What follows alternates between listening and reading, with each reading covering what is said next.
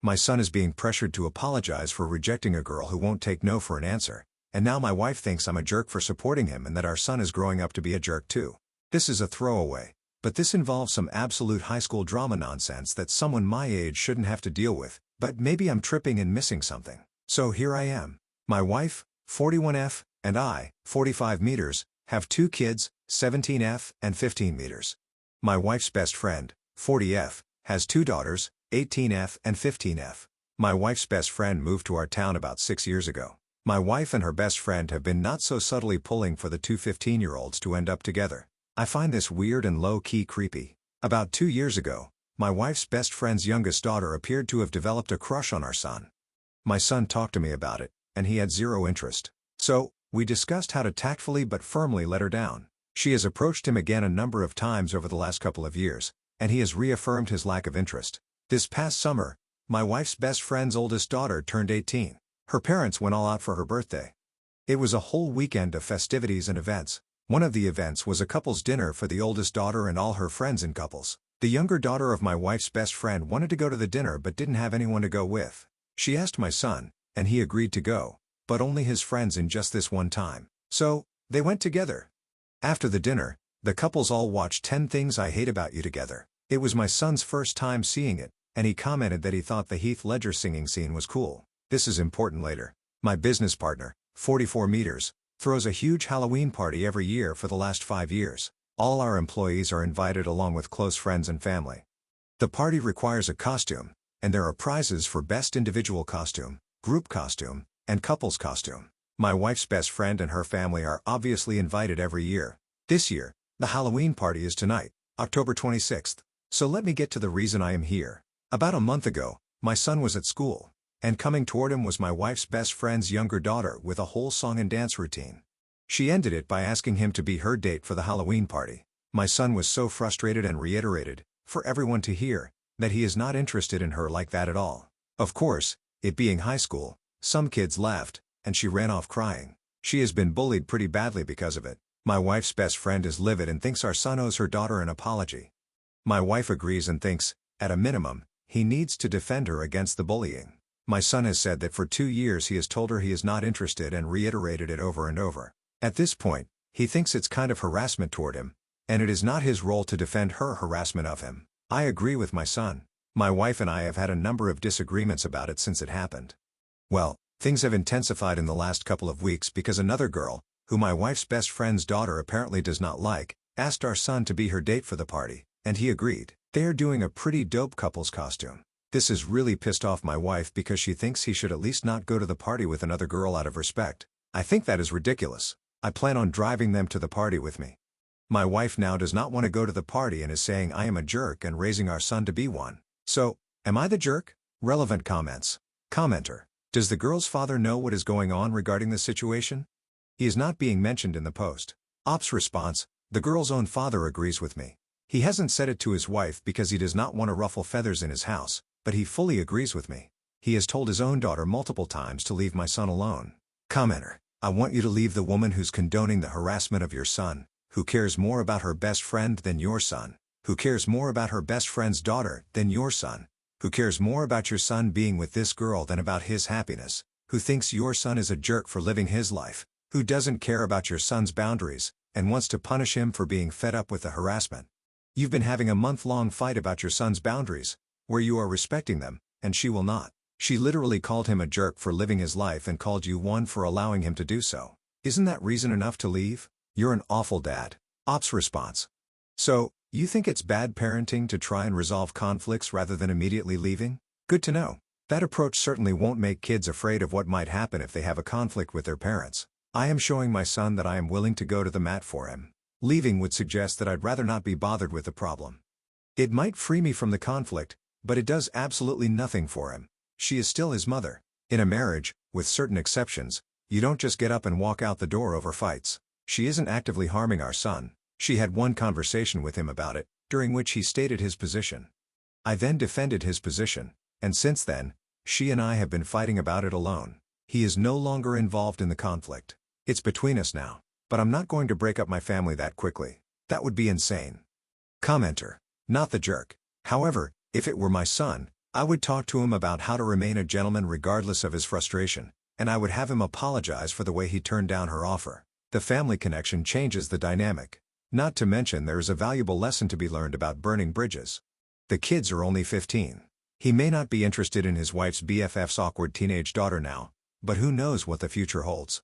In 6 years, when they are both home from college and she is an absolute knockout, an adult, and completely unrecognizable from the girl he embarrassed, he may regret the way he handled the situation. Unrecognizable from the girl he embarrassed, he may regret the way he handled the situation. And if she's being bullied, why wouldn't he stick up for her? If nothing else, she is like a cousin or a close family friend, and your son should learn to stand up for those in his close circle. He doesn't have an obligation to do so. No one has an obligation to be civil or compassionate, but that is the type of young man I'd want to be raising. Ops response: I am usually in favor of that type of viewpoint. The issue here is that virtually every considerate act my son has taken towards her over the last 2 years has only invited more requests and pushing us from her about dating. My son has a generally overly accommodating personality. This is really the first time since he was little that he has pushed back with force. I think it is necessary to stand firm here. Update 3 weeks later. Given the events of the past couple of weeks, I thought I would provide an update. My wife did not attend the Halloween party. I took my son and his friend, and they had a great time. Unfortunately, we only came in fourth in the couple's costume voting. After the party, tensions with my wife died down considerably. She still felt that what I did was wrong, but she adopted a what is done attitude. The bullying at school has intensified. Apparently, my wife's best friend's daughter confronted the girl my son took to the Halloween party. That escalated the bullying from other girls, and 2 factions have formed among the girls in 2 grades over this, which has gotten out of hand. Some accusations have been thrown around about my son cheating by various girls. However, my son has remained unbothered because all his truly good friends know the truth. Last Friday, we received a call from the school requesting a meeting with us about the situation since my son was considered the source, their words, not mine, of the issues. We met with some of the administration and one of the teachers on Tuesday. They wanted my son to help the situation by defending my wife's best friend's daughter to their classmates. He refused and spoke extensively about her harassing behavior over the past 2 years. They pushed back against his description of her conduct, but we ended the meeting with my son promising to provide a list of her harassment over the past 2 years. On Tuesday evening, my son prepared the list and showed it to my wife and me. When my wife saw the list, it was like scales fell from her eyes. She became emotional, apologized to our son, apologized to me, and we had a heartfelt group hug. She is now 100% on our side. She asked our son if she could share the list with her best friend, and he agreed. However, my wife's best friend doubled down in response. As a result, my wife has decided to go low contact for the time being. On Wednesday, we took the list to the school. Since it is a private school with a strict code of conduct for students both in and out of school, there is a possibility that my wife's best friend's daughter may face some type of punishment for her behavior. I took my son out of school for the day, and we spent the day together. I just dropped him back off at school today. So, this is the update. Edit. I wanted to add something I mentioned in the comments. My mom was a counselor for years. One thing she taught me is that repentance and forgiveness are not events but processes. She also emphasized that in order for a relationship to be restored, there must first be repentance from the wrongdoer. In light of that, a practice she introduced to our family was writing letters when one of us caused harm to another. The letter includes, in detail, 1. The wrong the person has committed, 2. The resulting harm that was done, 3. The immediate actions that will be taken to mitigate the harm, and 4. The long-term actions being taken to mitigate the harm and ensure the action is not repeated. My wife is currently working on her letter. The person who receives the letter can respond and request additional actions to address the harm. My wife understands that she is only at the beginning of the process and that it will take time. Relevant comments. Commenter: I'm really glad your wife was able to come to her senses and understand your son's point of view better. It sucks that her best friend is refusing to understand and put a stop to her kid. She shouldn't be bullied by others like this, but unfortunately, she escalated the situation worse and worse. I really hope your son doesn't get caught up in more drama, and now it's just up to those two to accept responsibility and calm down. How's your wife handling going low contact with her BFF? Ops response: My wife told her best friend that until she is willing to apologize to us, she should not contact us unless it is an emergency or related to the Parents Association. Basically, a quasi-PTA for the school business. Commenter: I'd love to see the son's breakdown of the harassment that finally swayed his mother. Ops response: One incident that was particularly salient for my wife is something that happened during spring break 2023.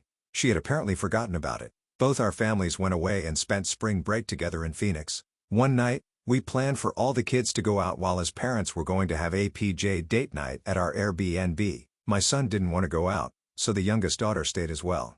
She took a bunch of pictures and posted them to social media. I think it was Instagram. She captioned it, "Date night." Apparently, a bunch of people at school saw it and called my son. He demanded that she take it down, and she did. Our son told us when we got back, but my wife had forgotten about this incident.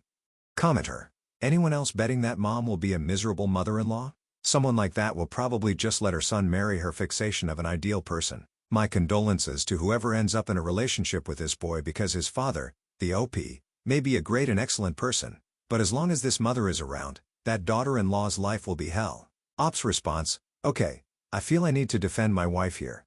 While the past month has been terrible, this is not her general disposition toward our son or other girls he has expressed interest in. A girl moved in a few houses down this past summer, and when she waved at my son, he displayed all the 15-year-old boy nervousness that are telltale signs of a crush. So, my wife went to the store, bought muffins, and made our son go over there with them as a housewarming present and introduce himself. So, I do not think my wife is hung up on this idea to the extent that she would discourage him from marrying or being with anyone else. Second update 2 months later.